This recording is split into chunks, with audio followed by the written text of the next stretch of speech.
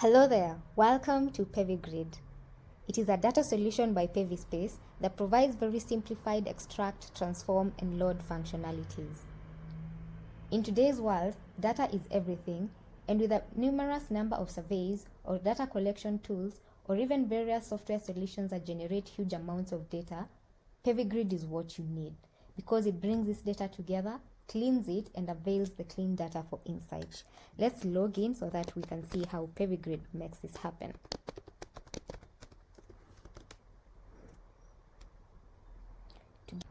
To get us started, we must create a workspace. PevyGrid is organized around units referred to as workspaces.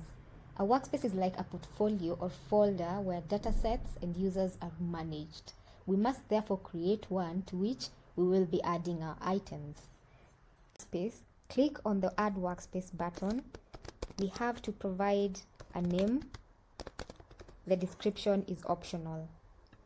You can have multiple workspaces and choose which one to work from at any given time. So from our workspace, we can manage our data sets, the users, as well as settings. But our main focus will be on the data sets. Let's import a data set. To do so, simply click on the Import Data button. PevyGrid gives you the ability to import data from various sources, as you can see. The process is quite easy. It involves adding source details, previewing the data, and finishing the import process. Let's try this by importing a CSV file. So select the CSV as the source, then provide the CSV file, provide a name that suits the data set. The description is optional. On the next step, we get to preview our data.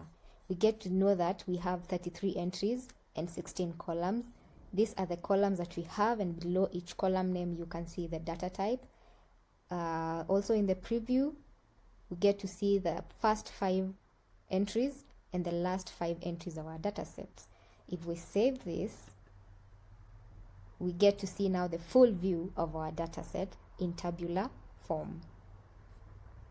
We can also view our data in JSON format, or we can access the data through its REST API. And here we have some instructions that we need to follow. So let's go through this. So copy the dataset API URL. This is what we need to copy. Obtain our access token. So the logged in user access token. It's from the profile page. I'll take you through that. And make a GET request to the dataset URL with the authorization header in this format. We shall be using Postman to access our data. So how to get the authorization token? From the user icon, select manage account, then reveal the token and copy it. So now let's switch to Postman. I'll provide the dataset URL, provide the token in this format. I'll reference mine and make the GET request, and here is our dataset. So this is the third way in which you can view your datasets. Let's get back to PevyGrid. So back to the dataset that we imported, beneficiary registration. You can also export your dataset in CSV format or Excel. Our dataset could use a bit of cleaning. We can rename these 2 column names, do away with columns giving us location information, and add a new column that is change in income. So how do we do this? From the Manage Dataset button, you get to access various operations that can be applied to the dataset to clean it up. We will go through them one by one. Let's start with general settings. We can set the primary key and also say that if the ID is not set, drop the row, and also drop empty rows. Include or exclude columns. In our case, exclusion is easier. The columns that we want to exclude are country, district, latitude, longitude, and village. we can add a column, change in income. It will have a custom value of type number. We want to get the difference between the new income and the previous income.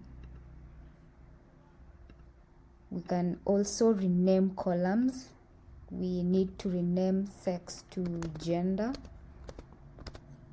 and also DOB to date of birth.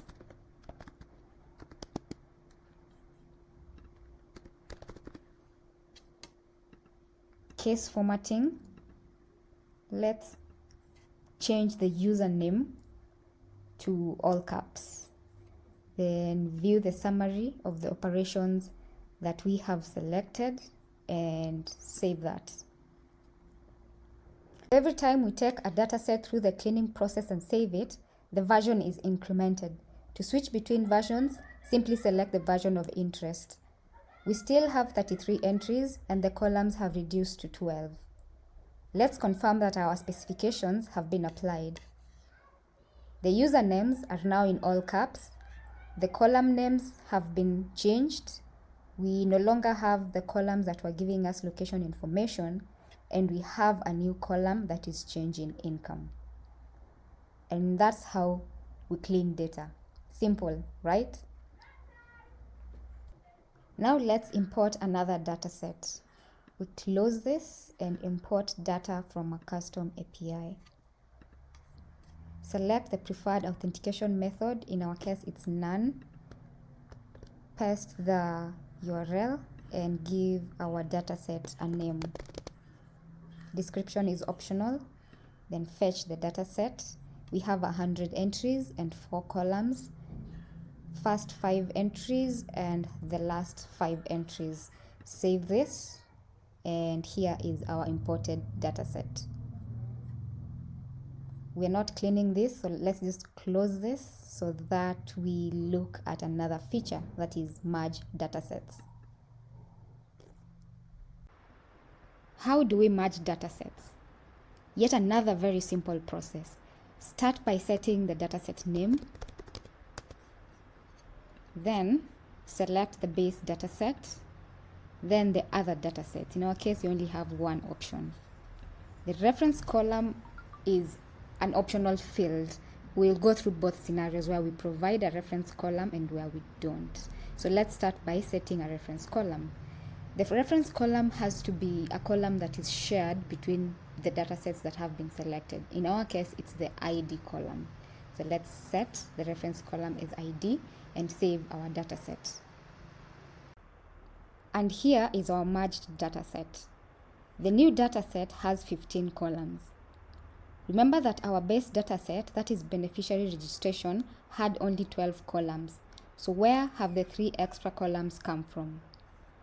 When merging datasets and you select a reference column, the datasets will be merged at the point of intersection with the selected reference column. So in our case, the posts dataset had only 4 columns, one of which was ID. So where the ID value matches the ID value of the base dataset, we append the other columns. So that's where the other 3 columns have come from. And that's the first approach. That is when you set a reference column. Let's go try not to set a reference column. So back to merging datasets. Start by providing a name for our dataset. We will select the beneficiary dataset as the base dataset again, then the posts, and this time around we are not setting the reference column. Let's save this. Here is our merged dataset. We have 133 entries and 15 columns. Remember that our base dataset has only 33 entries and 12 columns. So what happens when merging datasets and you don't select a reference column? Let's look at what happened to the columns. So for columns, the columns in the other datasets that do not exist in the base dataset will be added as new columns. And that is what has happened here. For entries, the entries in the other data set will be appended at the bottom of the list. That is after the base data set values. So let's look at what happened. So the base data set has only 33 entries. And when we append now the entries from the other data sets, in our case, this is what we have.